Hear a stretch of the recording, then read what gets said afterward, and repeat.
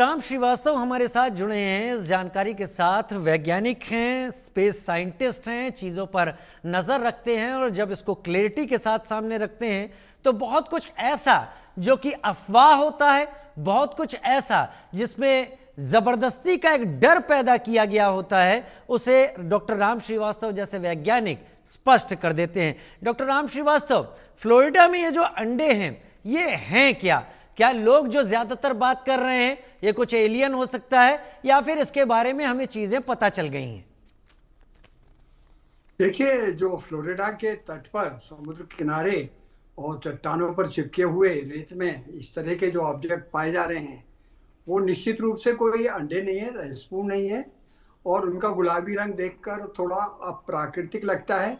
हकीकत में फ्लोरिडा के समुद्री तट पर वहाँ पर एक एक बैक्टीरिया पाया जाता है जिसको कि फ्लैश ईटिंग बैक्टीरिया कहते हैं। माने मनुष्य के या किसी भी जीव के जो मांसपेशियां होती हैं उसको खा जाता है वो, और इसको वैज्ञानिक भाषा में नेक्रोटाइजिंग फैसिलिटीज भी कहा जाता है।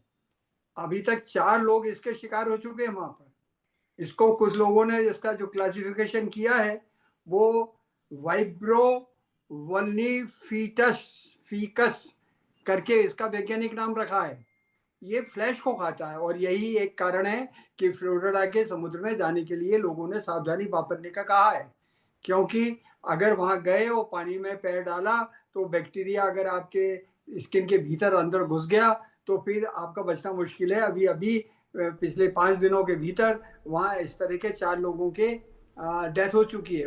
अगर ओपन वुंड है या कट लगा हुआ है उसके थ्रू इजीली इफेक्ट कर लेता है, ऐसा कुछ वैज्ञानिकों का मत है। लेकिन जब चीज रहस्यमय दिखती है, उससे सनसनी फैल जाती है, तो लोग इसको एलियंस से जोड़ रहे हैं। एलियंस का फिलहाल ऐसा कोई वैज्ञानिक प्रमाण नहीं है कि वो समुद्र के पानी के अंदर डूबकर अपने अंडे वहां ले रहे हैं और आदमी को खाने चले आ रहे हैं। ये सिर्फ जो है ह्यूमर कहिए या एक शंका कहिए या मानव स्वभाव है, डरता है वो हर चीजों से, ऐसी चीजें जो समझ में नहीं आती हैं। रहा सवाल आपने जो 3 मिस्टीरियस ऑब्जेक्ट का कहा है, निश्चित रूप से वो मिस्टीरियस है। पहला जो 2017 में आया था उसको ओ मुआ मुआ नाम रखा गया है। असली में जो अंतरिक्ष से जो ऑब्जेक्ट आते हैं वो या तो उल्कापात होते हैं या कॉमेट्स होते हैं, पुच्छल तारे होते हैं, धूमकेतु होते हैं। इनका आकार जो है इस तरह से होता है। धूमकेतु जाने पहचाने हैं, हेली का पुच्छल तारा अच्छी तरह मालूम है, 80 साल में आता है लौटकर। और उसमें क्या होता है कि एक तो अंडाकार रास्ते में आते हैं जिसमें सूर्य का केंद्र एक one of the focus of the elliptical orbit रहता है, या वो धनुषाकार में आते हैं, एक बार ही आते हैं और चले जाते हैं, फिर कभी लौट कर नहीं आते हैं। उनमें 3 हिस्से होते हैं। एक कोमा होता है, उसके अंदर न्यूक्लियस होता है, उसमें बर्फ रहती है और वो जैसे ही सूर्य की धपन उस पर लगती है, सोलर विंड लगती है, तो उसमें उस तरह की जो एक पूंछ से निकलने लगती है जो सदैव सूर्य की दिशा के विपरीत में रहती है। ऐसे पुच्छल तारे, ऐसे धूमकेतु, ये कोई नई चीज नहीं है, ये आकाशीय विस्मयकारी एक अच्छी घटना होती है। पहले जरूर माना जाता था धूमकेतु आ गया माना बुरा हो जाएगा।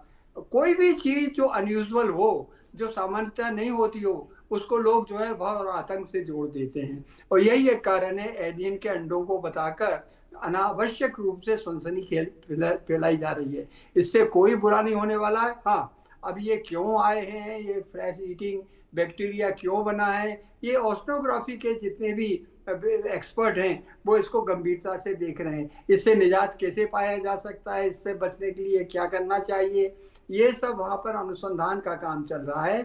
लेकिन निश्चित रूप से दूसरे ग्रह के ये कहना तो बड़ा मुश्किल है कि इस आकाश गंगा के बाहर किसी तरह की दुनिया नहीं है, क्योंकि जो अरबों खरबों आकाश गंगाएं मौजूद हैं, हमारी खुद की पूरी आकाश गंगा सभी 100 अरब सूर्यों के साथ भागती जा रही है बासुका तारामंडल की ओर। अभी अभी जो तीसरा आपको ऑब्जेक्ट दिखा है वो 1 जुलाई को, उसका जो है ओरिजिन कहाँ है, वो आपके कन्या राशि से चला आ रहा है। अब वो राशि क्या हुई, ये तारों का बंटवारा है। चारों तरफ धरती के जो तारों दिखते हैं, चमकदार रास्तों तारों को जब जोड़ दिया जाता है कभी वो धनुष के आकार में दिखते हैं, कभी मछली के आकार में दिखते हैं।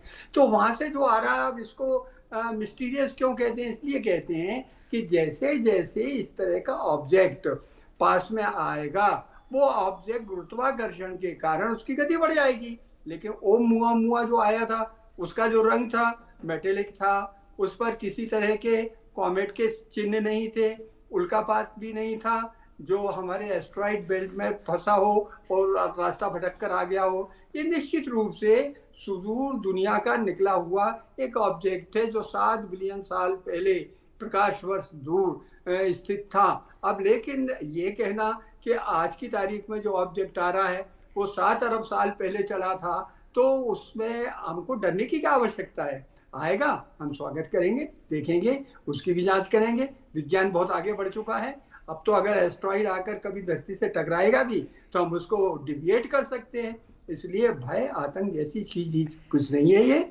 और रहा सवाल ये गुलाबी रंग का जिसको अंडा कहा जा रहा है, एलियन का कहा जाता है, अरे समुद्र के अंदर तो आज की तारीख में ऐसे कई जीव मिल रहे हैं जिनका अस्तित्व पहले ज्ञात नहीं था।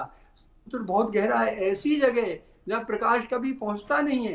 क्या आपको पता है कि वहां पर जो है इस तरह की क्रियाएं हो रही हैं कि वहां ऑक्सीजन उत्पन्न हो रहा है? अब सोचिए, कभी अपन सोच सकते हैं कि समुद्र के भीतर ऑक्सीजन पैदा हो रहा है? हाँ, हो रहा है। इस बात की पुष्टि वैज्ञानिक आधार पर की जा चुकी है। अब वो क्यों हो रहा है, कैसे हो रहा है, कौन सी क्रियाएं हो रही हैं, ये विज्ञान के अन्वेषण का एक मुद्दा है।